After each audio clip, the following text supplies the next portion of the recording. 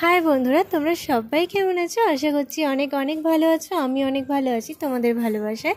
আর বাইরে যা প্রচণ্ড গরম আর রোদ পড়েছে, মানে এই গরমে বাইরে বেরিয়ে লস্যি ম্যাঙ্গো জুস একটু খেয়ে নিলাম।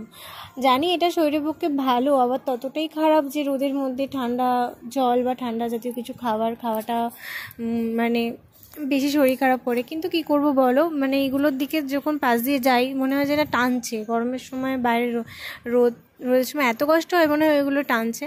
তো যাই হোক, একটু আন্দোলে গেছিলাম কিছু কসমেটিক্স মানে কিছু ব্রাশ, এগুলো টুকটাক আমার সাইজ জিনিস কেনার ছিল।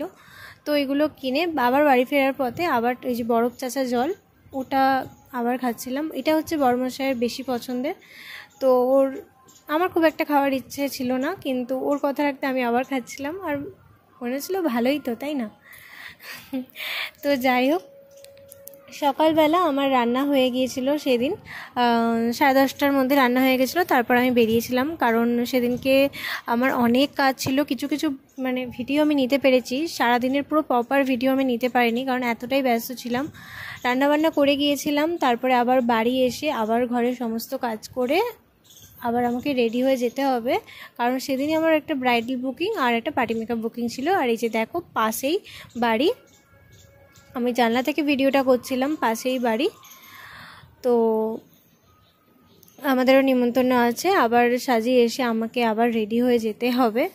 তো এটাই ব্যাপার। যাওয়ার কথা ছিল 3:30, কিন্তু যাওয়া হয়নি, কারণ তখন সবে ওদের খাওয়া দাওয়া মিটেছিল বলে আমাকে 4টের পরে যেতে বলেছিল। আর এটা হচ্ছে সম্পর্কে বৌদি হয়, কিন্তু আমার থেকে বয়সে ছোট।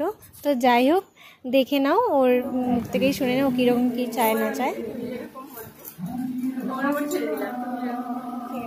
স্টার্ট করি।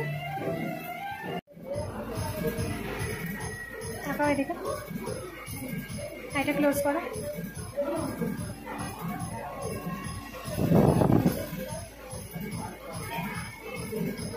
বলো কেমন লাগলো?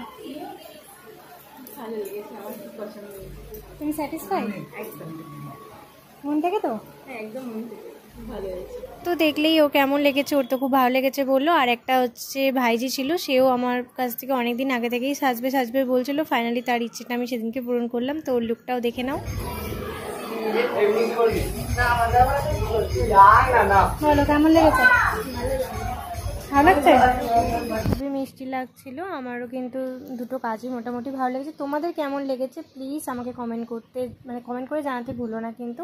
আর তারপরে আমি 11টার সময় রেডি হয়ে কোনো রকম গিয়েছিলাম, কারণ বাড়ি ফিরে না আর যেতে ইচ্ছা করছিল না। তার আগে কাকিমা একটু আইসক্রিম দিয়েছিলো, সেটাই খেয়েছিলাম।